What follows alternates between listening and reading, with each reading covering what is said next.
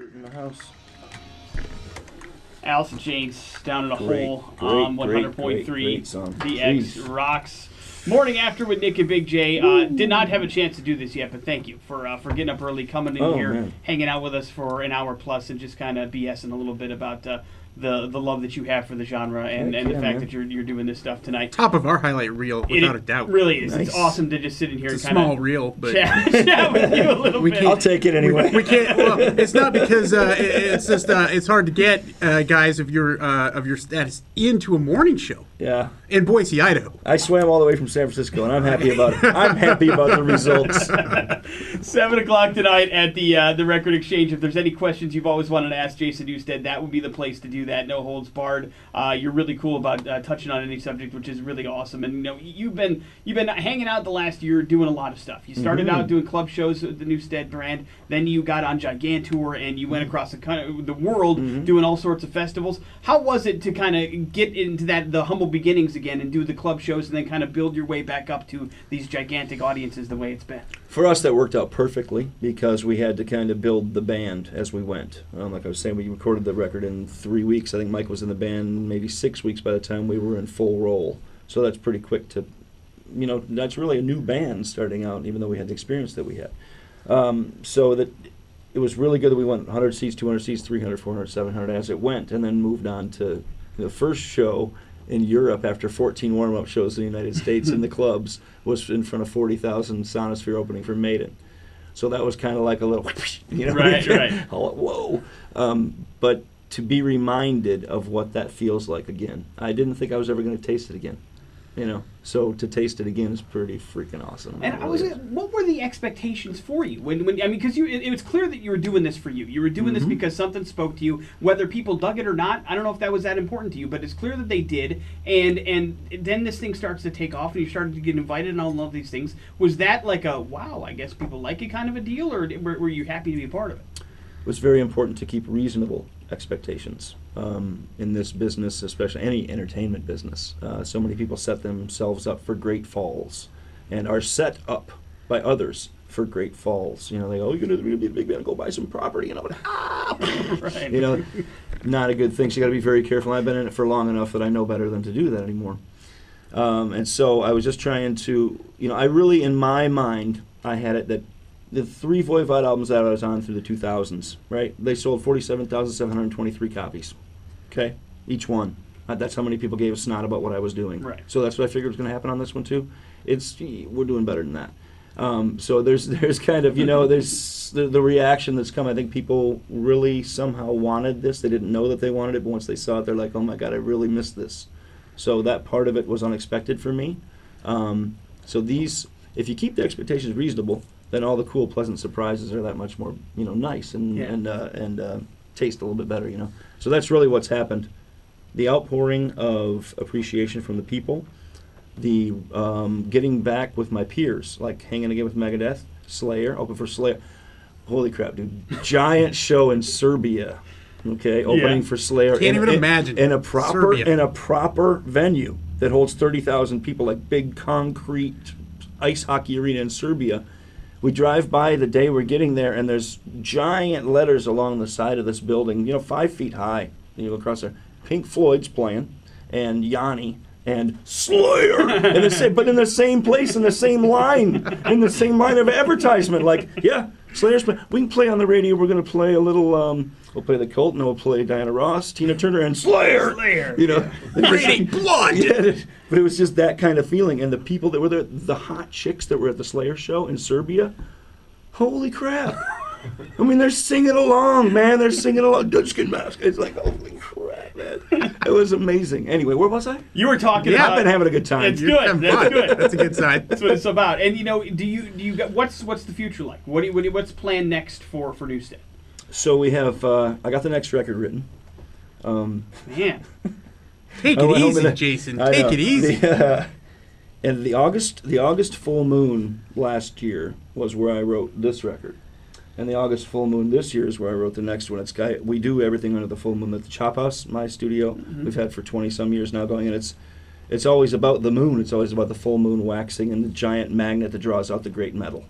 And so that's what we do, and we've always kind of gone by that. So I did compose another hour of music. Mike has some stuff that I told you Yes. he played for me, and it's it's kind of scary, and I mean good scary, Heavy equals happy. That's my motto.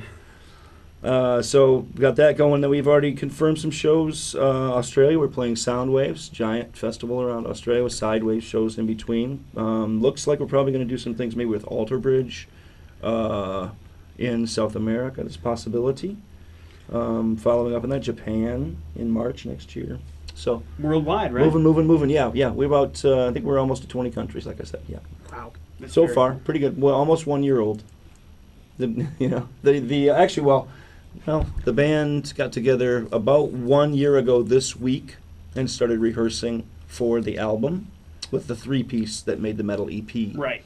So we released that January 8th this year. So actually, we're only about 9 months in. Man. So no rest for the wicked, as they say, right? Right. Yeah, and we did hit the ground running, and we had a different launch pad to fly from. It wasn't an absolute beginning, of course, because the groundwork for 30 years that we've done. But it is having to earn new fans again, and most important, I think really I don't have to prove anything to anybody. It's just reaffirming with people what they already know about the metal, about the monster. And I know you work hard to do that. Yeah, it's true. And those are all great things. We can't let you get out of here without asking about the Rock and Roll Hall of Fame and how that experience was. Great. So kind of, ethereal, levitating, surreal. Yeah. That you can't really imagine that or fathom it when you're in it. And leading up to it, the anticipation is like, oh my God, really, this is going to happen? Then it does happen, and I hadn't seen the guys for a long time. I certainly hadn't played with them for 9 years or something. Right. So that was pretty jacked up about that to begin with. So just getting to go on and just play, man. And I don't know what happened. I guess it's probably just conditioning, muscle memory, whatever you want to call it. But so they put my amp way over on the side of the stage, right? Come up and play, but go over and face off to Lars, and he sits up real straight.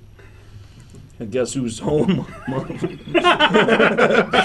put that foot up on the drum riser and look right in his face and go, yeah. And he kind of, So, but when we fire it off, by the time that 20 or 30 seconds, and I've gravitated over to my mic right where I'm supposed to be, and there it is again, Man. without even thinking. I just kind of got to float over there and make my place, and there you go, and die, And that was it. So that felt victorious is the one-word description. I mean, just really as big and shiny a crown as possible. That's what was going on. It's awesome. Was there any hesitation when the invite came your way? Yes. I was a little pissy, actually. Yeah? Yep. Because they started, I go, okay, so what's going to happen here? You guys going to play a couple tracks, right? So my suggestion, right, we're covering eras. Cliff's not here, so I'll play his and mine. So I'll come and do Master, and I'll do whatever you want to do, Sandman or Saboteur or something from the Black Album, so we can make sure, remind everybody it's the biggest record that ever happened. Just make sure, hello, right? And I'll just step off, and Robert can come on and do your, I don't know, whatever your new song's called, right? And then you represent the new. No, it's going to be everybody on the stage at the same time. We're going to play. I'm like, that doesn't feel right. That doesn't feel right. There shouldn't be two bass players. Like, let's represent the era. If I'm going to come, let's do it that way. And then he can do his thing. And, nope, we're going to do it this way. We feel uniformity and the family. So I backed off for a second. Then one of the guys from the management calls me. That's an old, long-time friend, confidant type of thing that traveled the world with us many times and saved my ass many times from different things. And, Right. That kind of stuff. He said, you got to come there, bring your bass. I'm just going to have Zach ship your bass out there, and you can decide when you get there. Well, I decided by the time I already got there anyway. Right. So we go for the sound check on the day before, and I get up on the stage. Joe Perry's amp's right here, and my amp's right here, and Jeff Beck's amp's right there. Like, this isn't going to be that bad.